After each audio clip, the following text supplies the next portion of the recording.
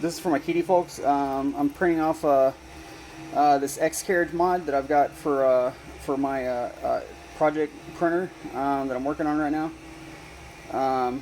This is done in OD green, and obviously I went with triangles for infill, and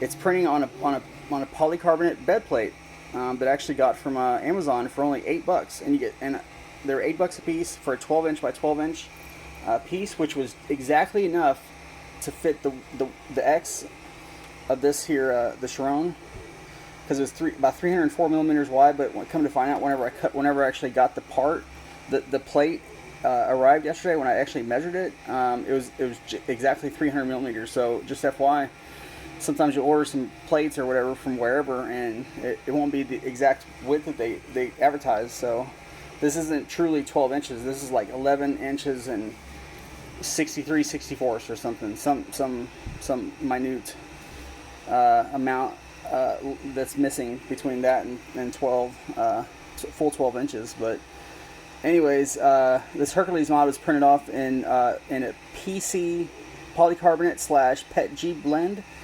by Zhuopu New Materials, ZHUOPU New Materials, and it's 50%. They advertise it as 50% polycarbonate, and then 45% PETG, and then 5% other materials. They don't disclose what the other materials are, but I don't care. They nailed it, because this PETG PC blend is really strong. It has good heat deflection, and it prints really nicely. You don't get all the little crappy quirks you get with PETG, where it's stringy or it's hard to stick. It actually sticks and adheres really well, and it can be printed at higher speeds too, with the same quality as lower speeds. And I'm sure you guys see some little black spots here and there. That's just because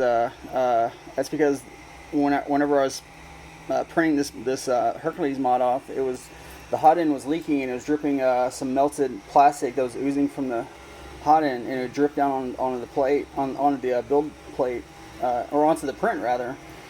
And yeah, it causes little stains here and there. And the other thing I think that'll help my case out with this with print quality is I actually took away a couple of the bolts on the bottom of the stepper motor, and I've got some like 60 millimeter bolts going from, yeah, there you go, you can see it right there. It's bolted all the way from the front to all the way to the second part of the back step motor. So that way it really has a lot of real estate to grab onto as far as threads are concerned. So anyways, it's tightened down really snug against the stepper, against the extruder, so that way it keeps it helps with resonances and ringing and whatnot, because it's such a tight fit.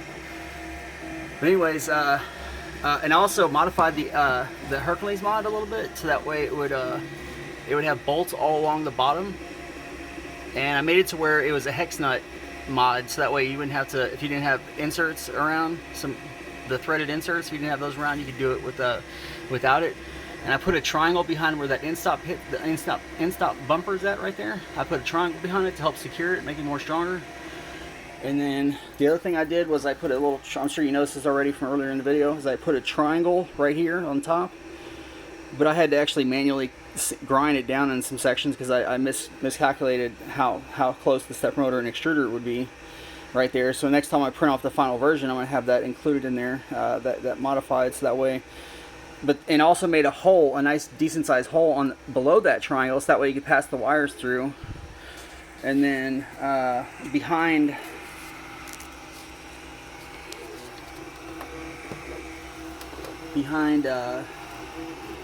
or just below this bolt right here, where this lever's at, just below that, I put a really long triangle.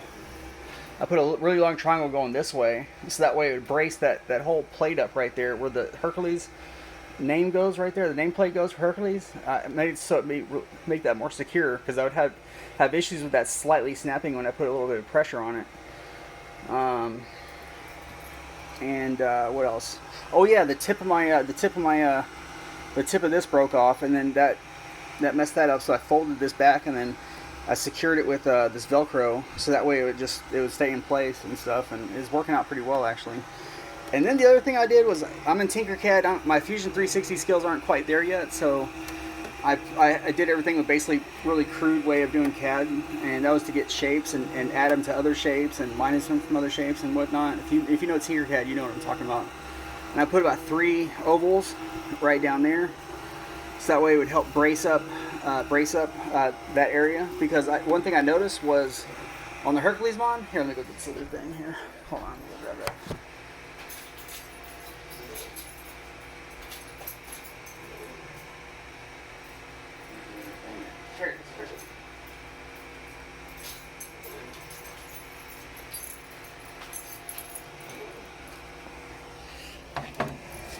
So anyways, I got the, there's that triangle I put right back there. And see, I put a triangle right here on this one to brace up this part right here to make it more sturdy, because I was having problems with this breaking whenever I put a little bit of pressure going this way. And as you can see, I made a little hole so that way, you know, you can have the wire management a little bit better. And then I put a triangle on top to brace that up so it go across the top. The caveat being that you can't move wires, you know, freely as you used to, but if you do proper planning whenever you're bolting things together, you won't really need that extra little space to come out right there. And this thing fell and broke, and so I hot glued it back together, and that's the reason why I'm not using this one in particular. And the other version I got that I'm using right now has 3 ovals right here. It's got an oval here, an oval there, and an oval right here, all across this right here to make that more sturdy, because I'm not sure you can see it, but if right here, and right here are critical spots of this particular model where it's most vulnerable to flexing, and I don't like it flexing at all, because that'll affect print quality. So that's why I put those ovals right there, was to help brace up this whole area and to make it more sturdy, because you can actually push down on this way, and if the first place would break would be right here and right there, because that's the thinnest spot in the entire model.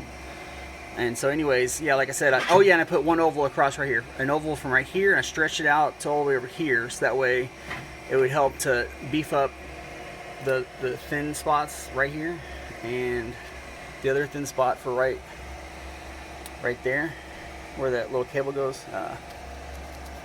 Where's it at? I can't really show it. This is a vulnerable spot right here, because this is another thin spot right there. So I got ovals all throughout there to help brace things up. And then I put holes. I drilled some holes, or not. I didn't drill holes. I put some holes in Tinkercad, and I made the holes smaller so that we can just thread in some M3 bolts into there. It'll just thread right in, and it threads right through here, and it goes, and it has a possibility to thread all the way to the tip top if need be. But yeah, I made it to where it's basically like a hex nut edition, so that way you could use hex nuts instead of threaded inserts if you didn't have threaded inserts sitting around. So, but for a lot of obvious reasons, I didn't go with this model for my mod. But whatever, it's all good. The one I got printing right now is working freaking fantastic. And Human Beam, I can't thank you enough for creating this, man. It's really improved the quality of my prints, man. It really has. I thank you so much, man. Anyways, thanks, y'all. Blessed day. Oh yeah. To reiterate about this polycarbonate build plate, I'd been hearing about how polycarbonate is a good print surface, and come to find out, it is so true, man. I'm not using any glue sticks or nothing, and this is doing. The first layer went down absolutely magnificent. I mean, freaking fantastic. It adheres really well, and I'm sure you can see how it's all scuffed up on the surface of this this plate. This is actually a polycarbonate plate, so it's translucent. You can see all the way through it. I mean, because it's all scratched up, you can't see all the way through it, but it's a completely clear plate. Because that's how Lexan, or AKA polycarbonate comes. It comes clear, and it's kind of. I've been having a hard time finding it in different colors. And they recommend that you sand down the surface, so that way it creates little grooves and this and that, so that way you can release the prints easier. Because if you didn't scuff up the print surface, it would still adhere really well, but it would adhere too well. And so the guy who made the video that I was watching had trouble removing his prints, so he heard about sanding down the print surface, so it would help with the releasing the models.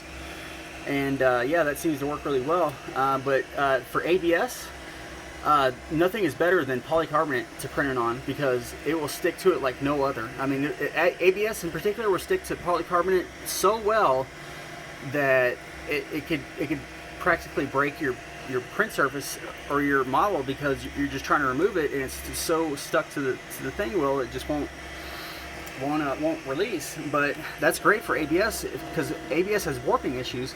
So by keeping a strong adhesion on against the ABS, it'll help to print really flat surfaces, which is the problem I've had with ABS in particular, where it just cools down, it just warps, and it's frustrating. So this polycarbonate build plate solves all those issues, and now I don't have to use Elmer's glue anymore at all. No polymers, no nothing. I can just print whatever I want on here, and it'll adhere really well, and it'll print really well. Anyways, that's all I got. Thanks, y'all. Blessed day. I'm just trying to advocate polycarbonate as a build plate. I think it's amazing.